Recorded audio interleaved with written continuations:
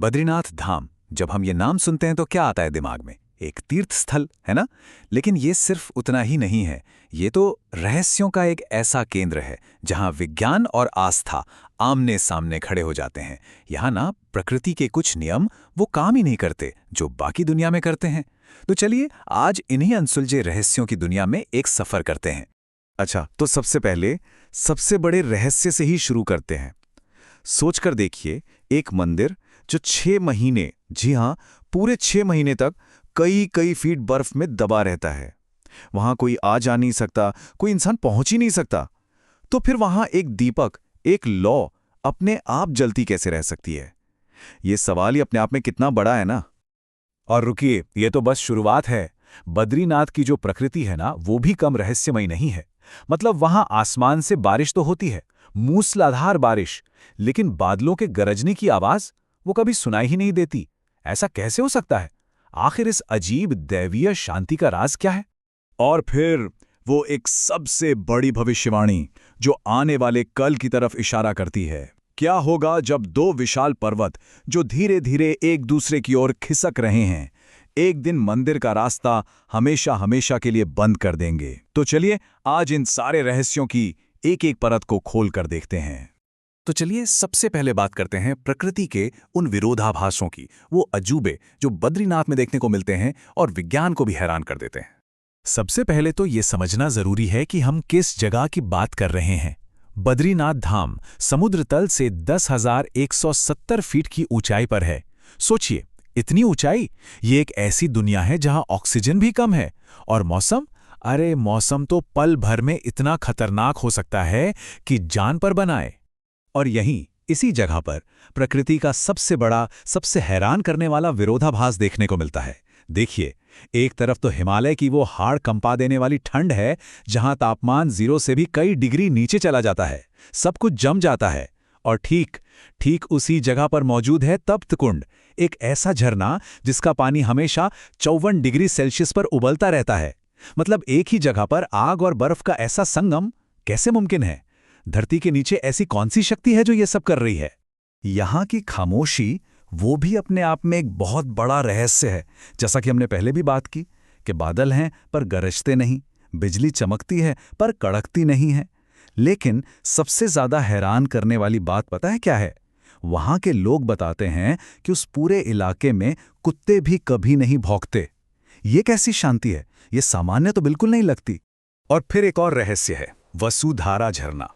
इसके बारे में तो एक ऐसी मान्यता है जिस पर यकीन करना मुश्किल हो जाता है। कहते हैं कि इस झरने की बूंदें हर किसी पर नहीं पड़ती। जी हाँ, ये सिर्फ उन्हीं पर गिरती हैं जिनका मन पवित्र हो, जिनका दिल साफ हो।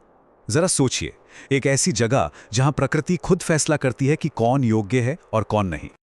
अच्छा, अब आते हैं उस रहस्य पर जो हर साल 6 महीने के लिए बद्रीनाथ को बाकी दुनिया से एकदम अलग कर देता है। और ये सिर्फ बर्फबारी की वजह से नहीं होता। ये एक बहुत ही खास प्रक्रिया है जहां पूजा का अधिकार इंसानों से लेकर देवताओं को सौंपा जाता है। तो होता यह है कि हर साल सर्दियों में जब भारी बर्फबारी शुरू होती है तो मंदिर के दरवाजे आम लोगों के लिए बंद कर दिए जाते हैं। लेकिन दरवाजे बंद करने से ठीक पहले पुजारी अंदर गर्भगृह में एक दीपक जलाते हैं। इसे कहते हैं अखंड ज्योति। अब मान्यता यह है कि अगले 6 महीनों तक जब कोई भी इंसान वहां नहीं जा सकता, तब देवता खुद आते हैं और पूजा करते हैं। और चमत्कार तो ये है कि जब 6 महीने बाद दरवाजे दोबारा खुलते हैं तो वो दीपक ठीक वैसे ही जलता हुआ मिलता है जैसे अभी अभी जलाया हो। यही अखंड ज्योति बद्रीनाथ का सबसे बड़ा चमत्कार मानी जाती है। मतलब सोचिए, न कोई हवा का झोंका, न कोई देखरेख करने वाला, फिर एक घी का दीपक 6 महीने तक लगातार कैसे जल सकता है? ये सवाल आज भी विज्ञान के लिए एक बहुत बड़ी पहेली है। और भक्तों के लिए, उनके लिए ये अटूट आस्था का सबसे बड़ा प्रतीक है। बद्रीनाथ सिर्फ प्रकृति के रहस्यों से ही नहीं भरा है, नहीं, यहाँ की हर एक परंपरा, हर एक कहानी अपने आप में एक रहस्य है। तो चलिए अब कुछ सबसे अनोखी कहानियों और किंवदंतियों के बारे में जानते हैं। क्या कभी किसी ने ऐसे हिंदू मंदिर के बारे में सुना है जहां शंख बजाना ही मना हो? अजीब है ना? लेकिन बद्रीनाथ में ठीक ऐसा ही है। वहां शंख नहीं बजाया जाता। इसके पीछे की मान्यता यह है कि देवी लक्ष्मी वहां तुलसी भवन में ध्यान में लीन रहती हैं और उनके ध्यान में कोई बाधा ना आए, इसीलिए ये नियम है। और ये परंपरा आज भी पूरी श्रद्धा के साथ निभाई जाती है। वहां पर भीम पुल भी है। ये कोई आम पुल नहीं, बल्कि महाभारत काल की एक जीती जागती निशानी है। कहानी ये है कि जब पांडव स्वर्ग जा रहे थे तो द्रौपदी के लिए सरस्वती नदी को पार करना मुश्किल हो गया। तब महाबली भीम ने एक बहुत बड़ी चट्टान उठाकर नदी के ऊपर रख दी, पुल की तरह। और वो विशाल चट्टान आज भी वहां वैसे ही रखी है, बिना किसी सपोर्ट के। अच्छा, इस जगह का नाम बद्रीनाथ क्यों पड़ा, इसके पीछे भी एक बहुत खूबसूरत कहानी है। कहते हैं कि जब भगवान विष्णु यहां तपस्या कर रहे थे तो अचानक बहुत भारी बर्फबारी होने लगी। तब उन्हें बचाने के लिए देवी लक्ष्मी ने खुद एक बद्री के पेड़ यानी बेर के पेड़ का रूप ले लिया और सारी बर्फ अपने ऊपर झेल ली। उनकी इसी भक्ति और प्रेम के सम्मान में भगवान विष्णु ने इस जगह को नाम दिया बद्रीनाथ, यानी बद्री के स्वामी। और अब बात करते हैं उस एक भविष्यवाणी की जो इस पवित्र धाम के भविष्य से जुड़ी है।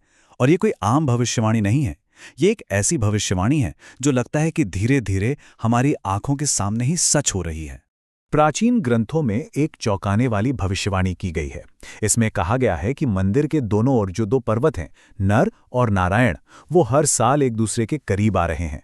और मजे की बात यह है कि आज के भूवैज्ञानिक यानी जियोलॉजिस्ट वो भी इस बात को मानते हैं। उनका कहना है कि जमीन के नीचे की टेक्टोनिक प्लेट्स की वजह से ये पहाड़ सच में खिसक रहे हैं। और भविष्यवाणी ये है कि एक दिन आएगा जब ये दोनों पर्वत आपस में मिल जाएंगे, और जिस दिन ऐसा हुआ उस दिन बद्रीनाथ का ये रास्ता हमेशा के लिए बंद हो जाएगा। लेकिन कहानी यहां खत्म नहीं होती। भविष्यवाणी ये भी कहती है कि ये कोई अंत नहीं होगा।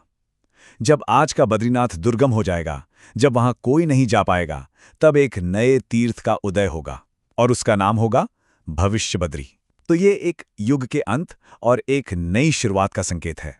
तो आखिर में सवाल यही उठता है कि क्या ये कहानी एक अंत की तरफ इशारा कर रही है, या फिर आस्था और आध्यात्म के एक बिल्कुल नए युग की सुबह की ओर। बद्रीनाथ के सारे रहस्य हमें ये सोचने पर मजबूर तो करते ही हैं कि जिसे हम सिर्फ प्रकृति समझते हैं वो शायद किसी बहुत बड़ी, किसी दिव्य योजना का ही एक हिस्सा हो।